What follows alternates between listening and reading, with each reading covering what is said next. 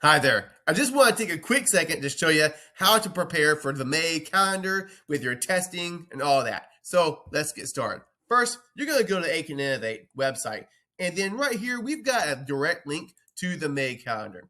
Now, I'm going to use a hypothetical schedule. I'm going to say that I'm taking fundamentals of computing, I'm taking personal health, I'm taking U.S. history, and algebra 2. Now, whatever courses you are taking, you'll do this same thing for that. So I'm going to now look at the dates, and I don't have an ACVA or VSC exam, so I'm not worried about that. My exams are all for Aiken Innovate or the EOC with U.S. history. So first, let's take a look at that. I'm going to find the EOC date, and it looks like U.S. history for the EOC is going to be on May the 20th. It's coming right up at the home zone school. So I need to go to the school on this day to take the test.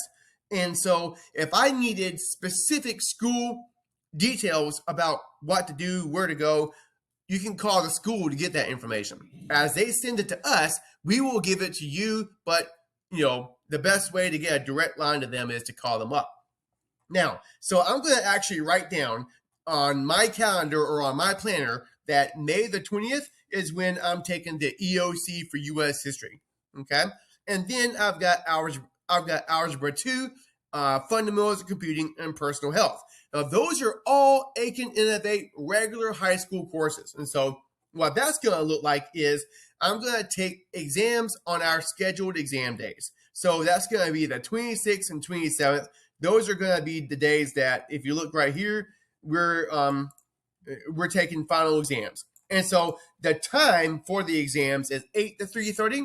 So I'm just going to figure out what the best time for me is to come and take those exams within that time frame. And I'm going to write that down and schedule it in my team's calendar so that I don't forget, and I'm going to show up at that time.